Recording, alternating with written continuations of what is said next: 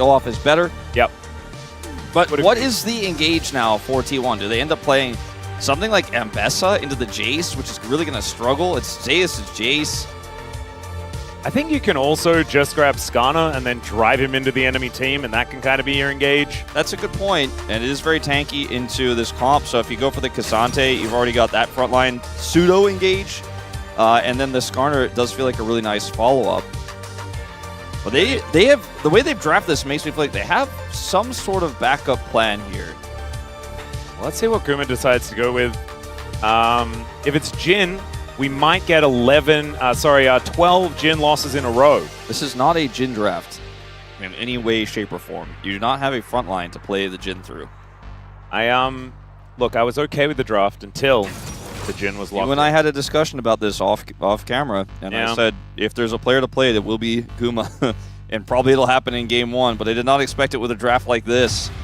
As let's see what Delight wants to play. They need some sort of engage. They have no Nos. Is he going to play Leona? He's going to play Alistar.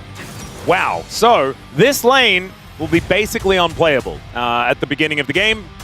We'll see how much FaZe and Keria can push it forward. Obviously, Jhin can farm relatively safely, but this is called Let's Hope Topside wins. Does he seem so unhappy about what he's about to do? Well, why does he seem so happy about what he's about to do? He's going to play Skarner. No. Xin Zhao's fun It's with the combo. Oner. He's a Xin enjoyer. He is. Perhaps the best Xin in the world. And he's going to... Dante and your Xin Zhao. You get the shockwaves happening at the right times, and Ezreal stays safe. HLE a little bit more finesse.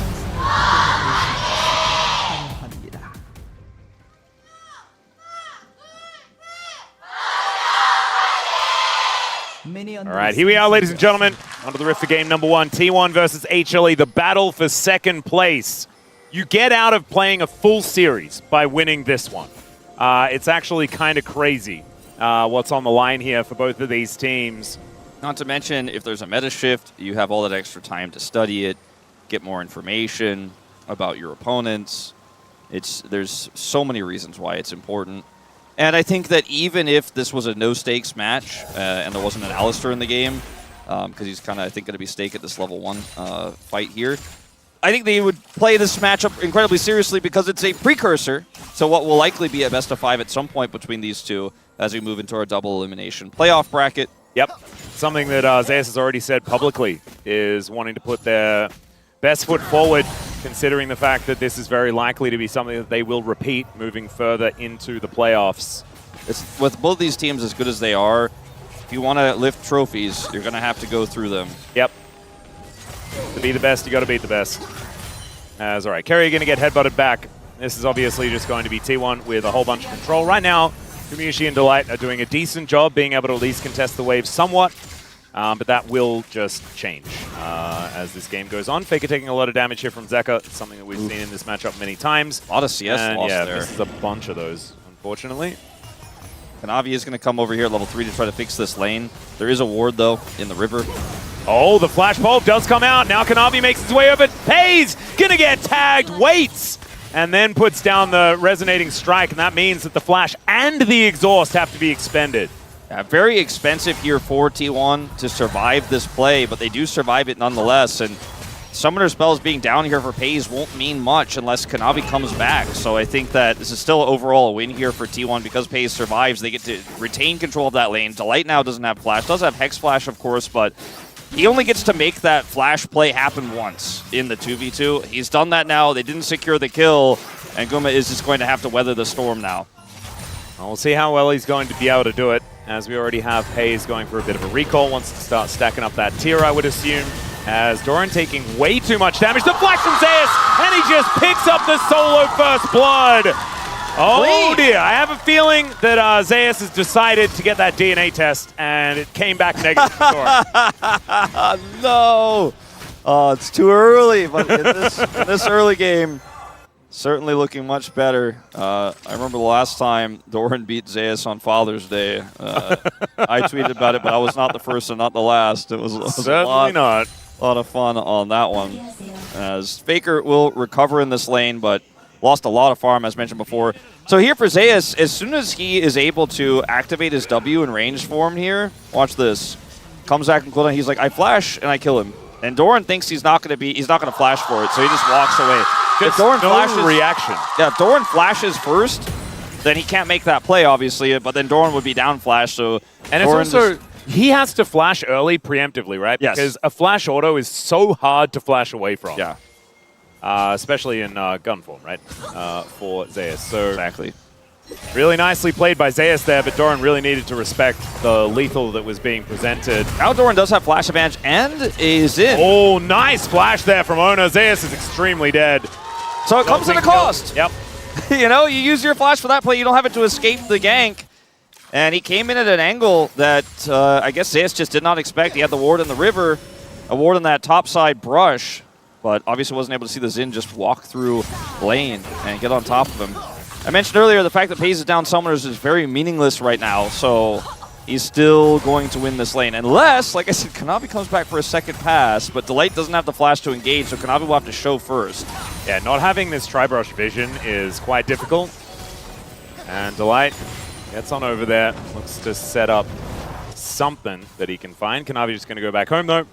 And as it stands, it's not exactly a gigantic lead for Paze or anything like that towards that bottom side. The Doran comes over here at this timing where the wave is pushed up. They don't have vision of Oner, of course, at all.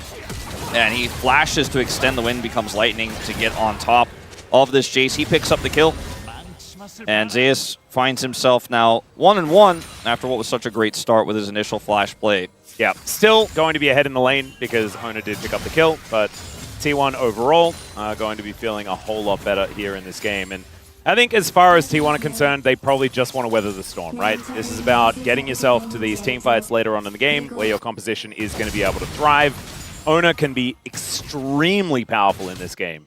He's got Command Protect, he's got Inspire, like shields are going to be coming out of everywhere, and he will be able to deliver the Orb of Death to HLE. They get themselves in an even game state at any point. Is Gumayusi now going to be taken for a walk here? Slowed down, snared, and now Paze able to lay down the damage, but Gumayusi just stands his ground and will be all right. This is what Paze and Keria are so good at. Paze is like, yeah, I don't have my exhaust back, I don't have flash. Kanavi's here. But guess what? If you guys want to extend the play, Oner's going to come down, and we have so much control. There's no flash on Delight, so we can just keep pushing the advantage, and Guma steps just that one little bit too far forward, gets rooted, takes a bunch of health, loses his barrier. And that's the kind of pressure you want to be looking for in this Karma Ezreal lane, because you know there's a big cost to picking this up. You need to win early, and that is exactly what they are doing. By the way, Paze close to, on this next wave, hitting level 6, so Guma is, without mana, I think definitely wants to back now. Doesn't have his barrier anymore, and we'll need to respect this really hard push. Yeah, this should be a big advantage being built by T1 towards the bottom side, but Kanavi going to get over towards this Dragon, look to take that one down first. Faker backed, so he's not going to be able to come over here and challenge for Prio. So that is a really nice timing he finds here, despite the fact that his bottom lane isn't even here. He's still going to be able to get this Dragon through the Cassiopeia power. So a huge win for Kanavi here, actually, in what was an otherwise tough bottom lane. You don't get to see this too often, but with the control that Zeka has right now, he can definitely make the push happen. Yep, level 6 is for both of our junglers, though, as Oner picks his up on the Grump. And that Dragon is going to give it over to Kanavi as Faker straight back to the lane, straight back to half health, as Zeka is pretty scary, especially now with his Catalyst completed. Doran just continuing to take too much damage here from Zeus. This guy's case is still very good, Wolf. That's what I'm discovering here. This is obviously very new information. Yeah. Zeus, Jace good. It's just a reminder for those who might not have been aware of it. Yep. Still, Gasante will be able to get this lane and be relevant later on. Can even turn this matchup around with a little bit of help, as we saw earlier from Oner. Speaking of Oner, he is going to come over here. Guma still has flash, but does not have an Alistar. The Alistar was very far up trying to make a play onto Faker to get his flash. So Guma, see if he can outplay this without barrier. Kanavi is coming over. They're going to see him, and I think they're going to nope out of this whole exchange. They're going to get the TP, though. Yeah, Delight just going to teleport back with his Unsealed Spellbook. And so that should mean that Gumayusi is out of the woods for the moment. Zeka not going to have vision here in this brush. Faker still just getting poisoned. That was really scary. If Faker was thinking he was going to Shock Blast defensive or Shockwave defensively, there could have been flashed by Zeka. He's got Ghost. Guma's in trouble. Yeah, True Shot Barrage doing a lot of work here as Delight only level 5, so he is definitely a target. And Oner is like, all right, guys, if you're going to be doing that much work, I'm going to come back. Well, that's the other thing is this traps Delight in this lane. When Delight roamed, they were like, you got to come back down here. He had to TP back over. They need his help. Oh dear, Pathmaker does come out once again. The all-out here from Doran, looking to try and rip Zeus apart. The flash and the return solo kill. Never mind. We're going to need to see that paperwork again. Just like I said before, you know, this matchup can turn. If you make a mistake, you will get punished. And that is exactly what Doran looked for there. Had the follow flash. Almost was able to take Zeus out without it. Zeus flashed at the last possible second, forcing him to react. Now, Kanavi still does end up getting all 3 grubs, so that's pretty huge for the side of HLE. They don't have a crazy side lane composition or anything like that, but Doran's in the brush here. Uses the ward to get some damage down, but then steps too far forward. When the Pathmaker comes through, he gets all outed. The damage here is just too much. Bit of disrespect here from Zeus. Yeah, just flashes him, and as soon as the flash is on cooldown, he knows that he is dead, basically.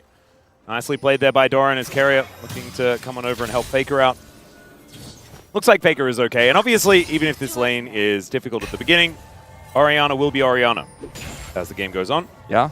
I mean, this is a pretty nice lead for Zeka and allowed them to get both objectives. His prio has been really massive, really quietly, very important for HLE this game. Doran likes this wave right where it is. Yeah, this Cassante is going to become a big issue. He's a whole level ahead. Yeah, as this game goes on, the Jace doesn't win this more. That's not how this works. Doran is just going to become a brick wall that Zeus will not be able to get through.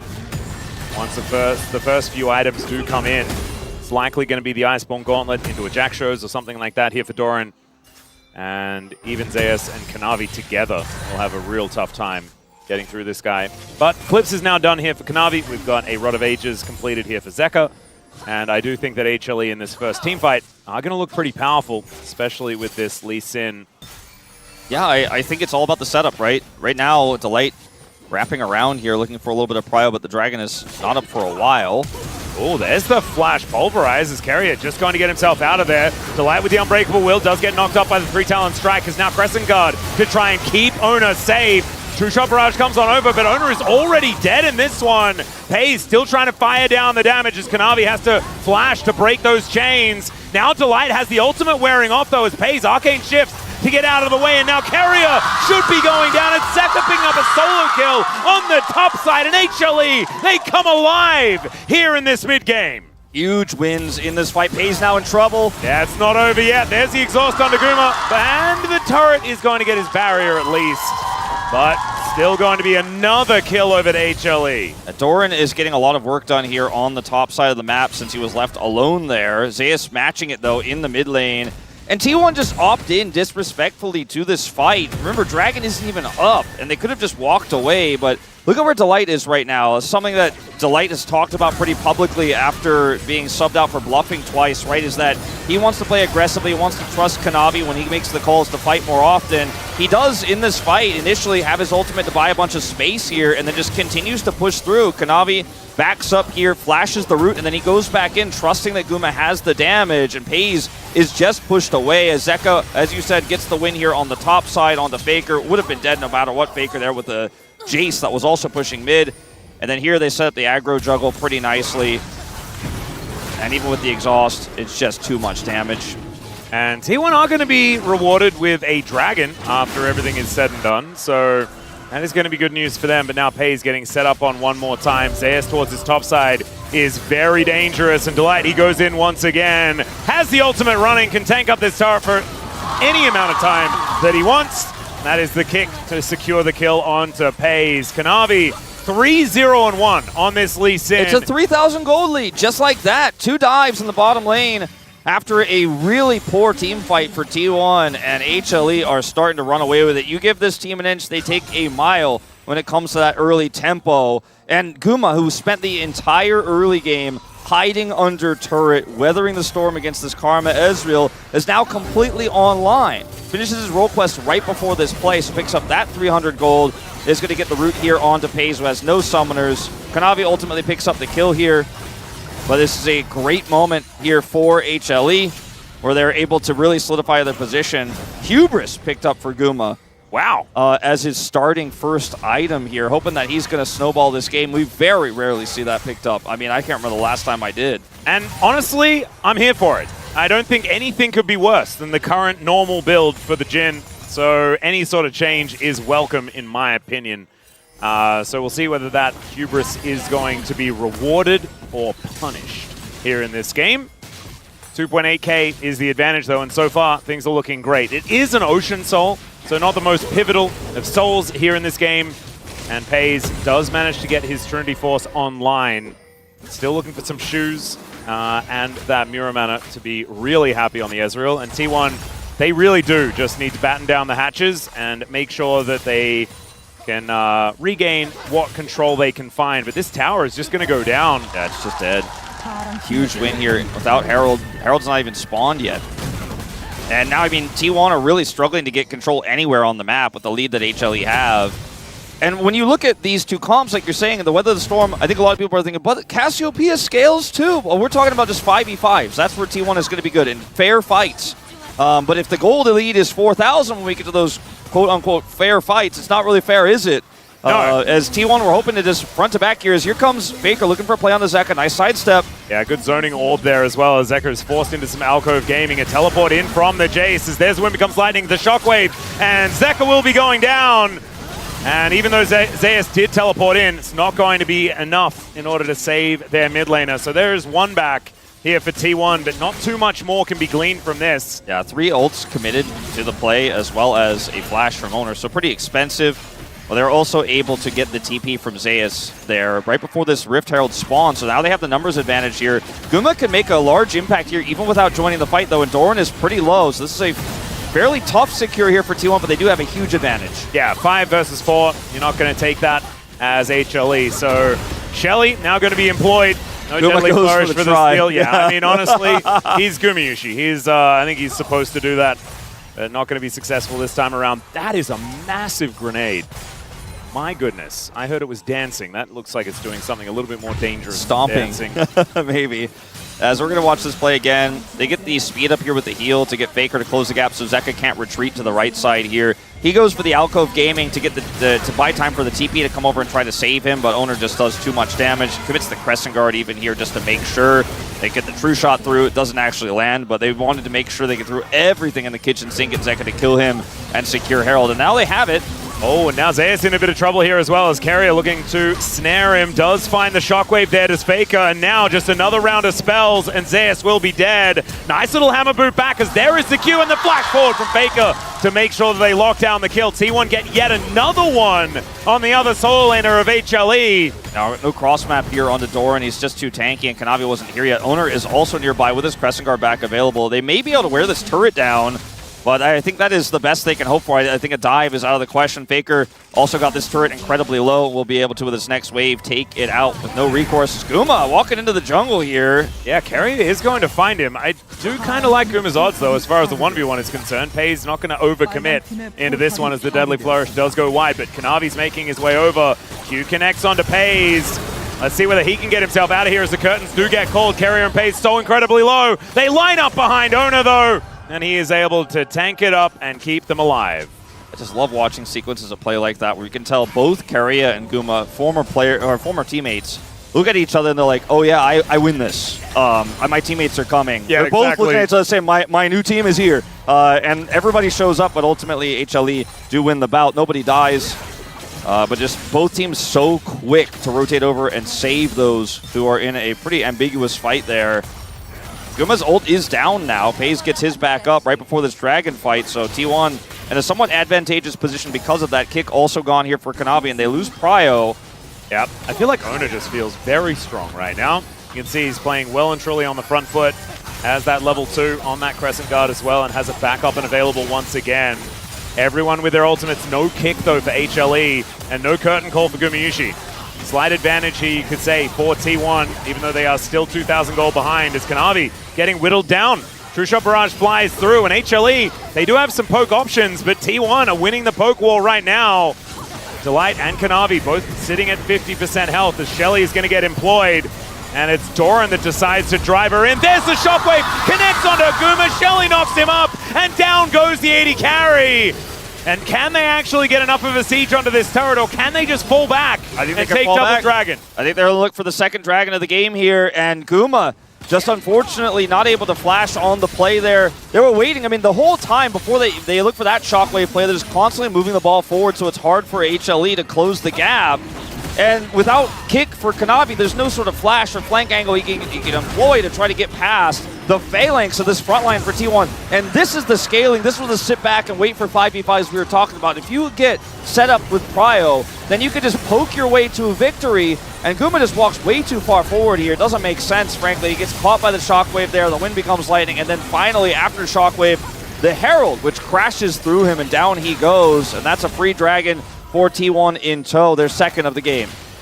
And I think HLE, they really do need to hard commit way earlier than that, right? And start using all of this displacement that they have available to themselves. Headbutt, massive. They've even got the hammer on Zeus as well to move people around. They can get picks pretty comfortably utilizing that. The kick being available would obviously be a huge benefit to them.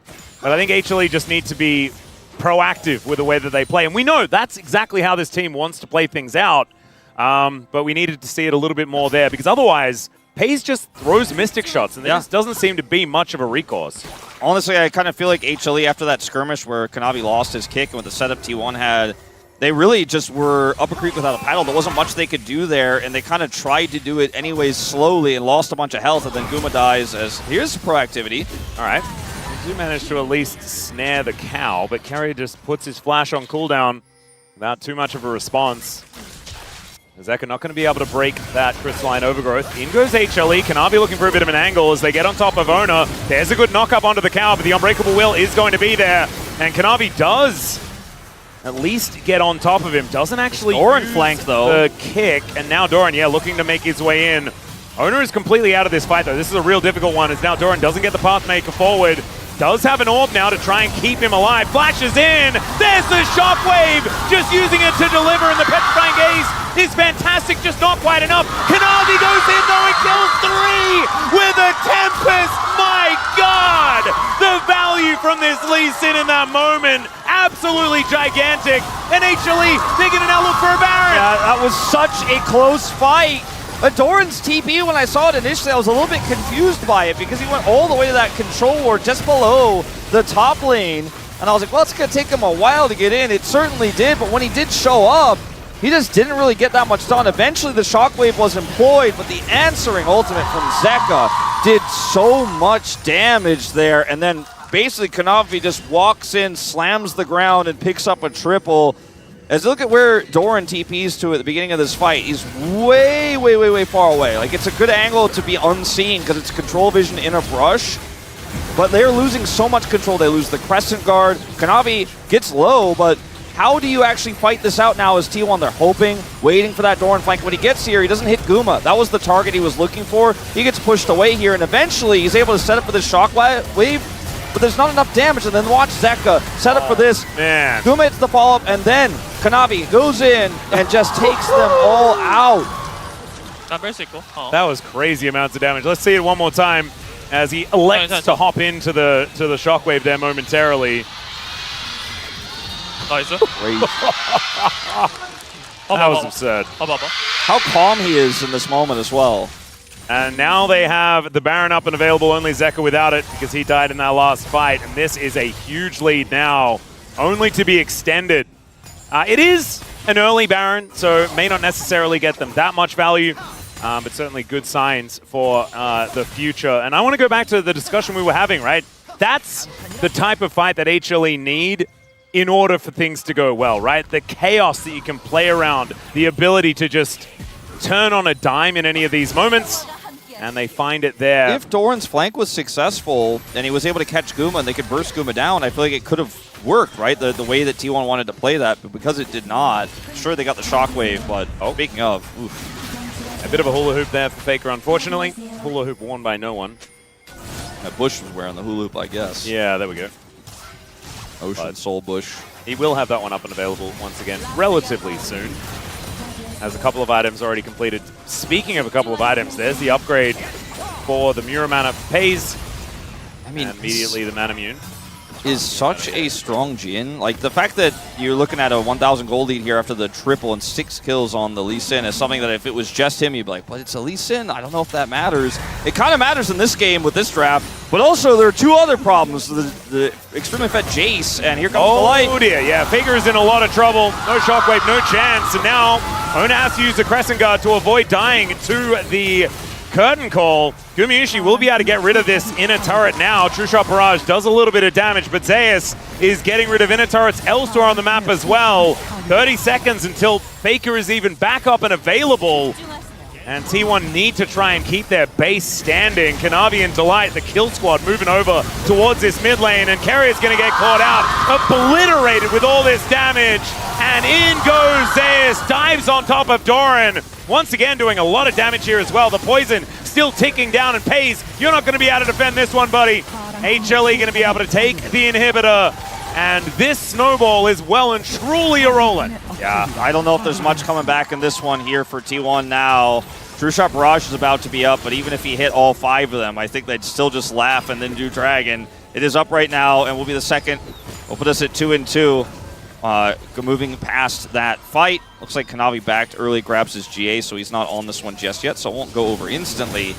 But look at how much control they have. I mean, HLE want to end the game right now. They're almost able to. End up just bursting down this Orianna. And then Keria, he's got his flashback here, but he's just moving really far forward, trying to impact this play. He wants to defend. See, the True Shot Barrage is pretty weak, and he goes in on the Zeus. And watch the follow-up here. Gets rooted by Guma. That's it. Yep. Done. He has, there's nothing he can do there. He's super squishy. And T1 are really falling apart at the seams here. And this is what HANWHA does. This is what HANWHA has done all year. Is you look at a draft, you look at the situation, and you're like, I don't know if this really works. Does this even really make sense? And HANWHA Life Esports just fight their way to make it make sense every time. They are the team that will scrap every time, will outplay you, run circles around you in those early team fights, pick up a huge lead, and say, who cares about your scaling? Who cares about your robust front line? Your Ezreal poke, it's not going to matter. We're just going to run you down. We're going to be so far ahead. It doesn't matter what we're playing. Yeah, and it looks fantastic when they do it as well. I'll tell you what, though, I'm very impressed by Gumayusi and Delight and how they played out the lane. Obviously, they got Kanavi to come down a couple of times, but this was one of these games where it could have just fallen apart very early if Pays and Keria kind of took over, and they've been known to do so. As Kanavi gets pulled back by a Shockwave, the kick to get Oner away, though, that is going to disengage the play. Pretty good trade here. Yeah, Delight's teleported in. As they got the flash out of Kanavi, they got the kick out just for the Orianna Shockwave. See if they can turn into a follow-up here, as the mid lane is starting to knock on the door here for T1, so there's a bit of a timer on how much they can actually try to be aggressive here. Yeah, 45 seconds until the Baron. That's why HLE are lurking around this area of the map. T1 looking like they still have a bit of fight left in them, but this game is going to be so difficult to come back from. And they still have a really good team fight comp, but the fact that Kanavi is going to have his kick back up here, has GA, so you have to kill him twice, that's a problem in itself. Trying to catch Guma, they almost got him with that crazy Doran flank, but he's just so long range that he doesn't care. As they're looking for Zeus. Yeah, speaking of Doran flanks, there's another Shockwave to connect onto Zeus, and he is just dead. And Doran had made his way in, but wasn't even required in that play. And because he TP'd to try to escape and get shockwaved, he doesn't have TP to rejoin. So this Baron attempt here is just dead in the water now for HLE. They're not going to be able to start this one up. Oh dear, unless Faker is taken down. There's Miasma going, and Zeker is just going to chase him down. Great kick, and the immediate punish as Faker is taken out just after Zeus. So a 4v4, it just doesn't feel even now. Yeah, that was wild. Oh, another Q going to connect here from Kanavi as Keria speeds himself up, doesn't find that Sonic Wave, as now Pays looking for some damage, but honestly, this Ezreal has been pretty muted in this mid to late game so far. I mean, that's to be able to find more damage. Faker dying there, just took all the wind out of the sails. Flash ever hold from Delight. Crescent Guard is fantastic though to break this one up, but FaZe is still just dead. No options there at all, and Oner is just going to get turned into mincemeat.